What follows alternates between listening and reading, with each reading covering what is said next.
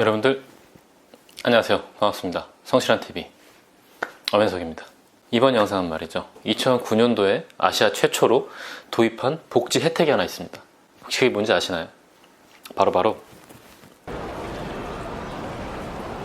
근로장려금이라는 제도가 있습니다. 현금을 주는데 일을 하면 할수록 그 현금 보조해주는 금액을 점점점 늘려주는 그런 제도입니다. 2009년도에 최초로 시작됐고 2015년부터는 자녀장려금이라고 해서 자녀 한 명당 최대 70만원까지 지원해주는 그런 제도를 운영 중입니다. 이 두 제도는요, 바로 5월 달에 신청을 하셔야 9월에 지급을 받을 수가 있습니다.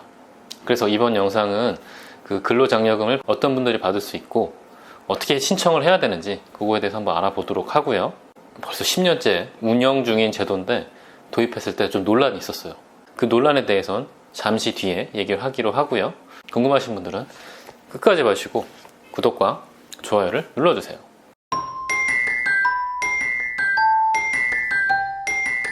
먼저 이제 근로장려금은 현금을 주는 건데, 연말정산이랑 다르게 연말정산은 내가 냈던 세금에서 다시 계산해서 돌려주는 그런 제도라면, 이 근로장려금은 세금을 돌려주는 게 아니라 그냥 일정 요건 충족되는 모든 분들에게 현금을 지급하는 그런 제도입니다. 그래서 최초에 2009년도에는 근로자들만 대상으로 했었는데 2012년부터는 자영업자들 중에서 보험 모집인 방문 판매 하시는 분들, 그런 분들까지 확대했고, 2015년도에는 전문직을 제외한 모든 자영업자까지 그 대상을 넓혔고요. 최근에는 종교인들까지도 그 대상자를 확대했습니다.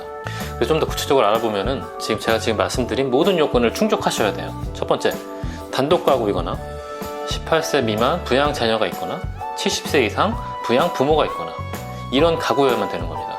가족 중에 일할 수 있는 분이 계시다면 그 대상에서 빼는 겁니다. 그리고 두 번째, 총소득이 3,600만원 미만이셔야 돼요.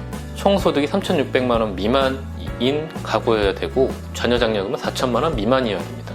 마지막으로 세 번째, 가족 구성원 모든 재산 합계액이 2억 미만이어야 돼요. 주택, 토지, 전세 보증금 이런 것들 다 더해서 2억 미만인 가구들, 이 근로장려금을 받을 수가 있습니다. 말씀드렸던 요 세 가지 모든 요건을 충족해야지 근로장려금과 자녀장려금을 받을 수가 있어요. 근데 이제 이런 것 저런 것 따지기 너무 복잡하니까 국세청에서 근로장려금 대상 가구에게 그 안내문을 보냅니다. 지금 이 영상 보고 계실 때쯤이면 안내문을 아마 받으셨을 거예요. 요즘은 웬만해서는 이제 다 소득이 포착되고 재산 상태를 알 수 있기 때문에 국세청에서 미리 대상이 될 것 같은 분들에게 배포를 했습니다. 안내문을.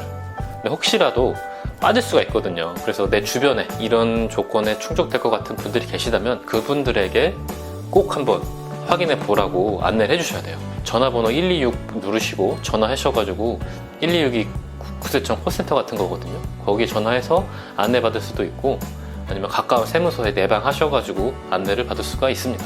이번에는 신청 방법에 대해서 한번 알아보도록 하겠습니다.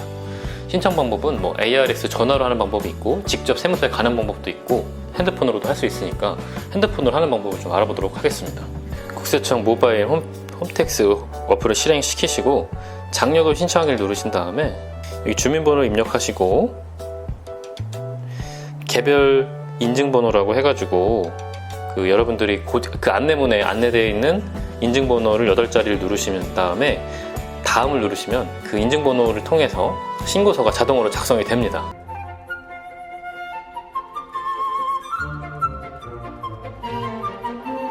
그래서 이렇게 홈택스를 이용하셔가지고 입력만 하시면 바로 신청이 돼요. 아까 초반에 말씀드렸던 좀 논란거리가 있다라고 그랬죠. 아까 살짝 말씀드릴게요. 이 근로소득 장려금은 그 저소득층이 일을 열심히 하면 할수록 그 지급받는 그 보조금이 점점 늘어나요. 이 구간에서는 지급액, 내가 받는 보조금 액수가 점점 늘어납니다.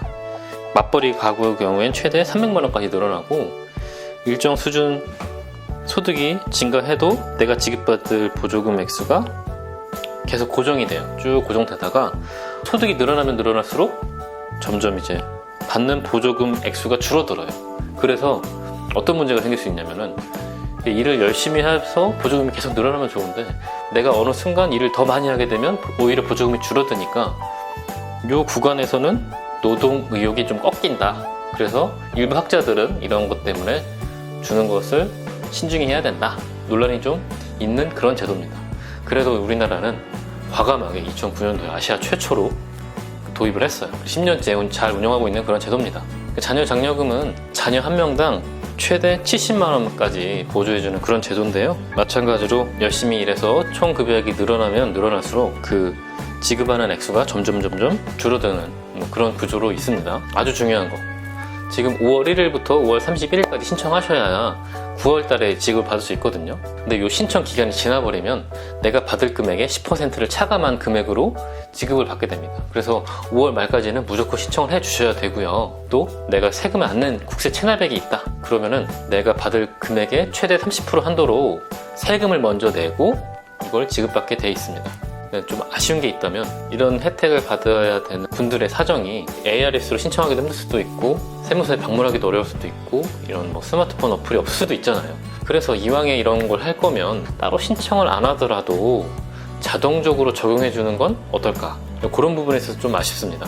그래서 이 영상을 보시는 분들 중에 주변에 이렇게 좀 힘들거나 도움이 좀 필요하신 분들이 계시다면 여러분들이 한번 직접 어플로 그 주민번호랑 개별 인증번호만 있으면 대신 신청해 줄 수도 있거든요. 신청을 도와드리는 건 어떨까요? 자, 이제 5월은 이제 가정의 달이라고 해서 모든 분들이 다 행복하면 좋을 텐데 또 이 행복한 와중에도 어려운 분들이 있잖아요. 이 영상을 통해서 우리 주변을 한번 돌아보는 그런 계기가 됐으면 좋겠습니다. 오늘 영상은 여기까지고요. 저는 또 다음에 뵙겠습니다.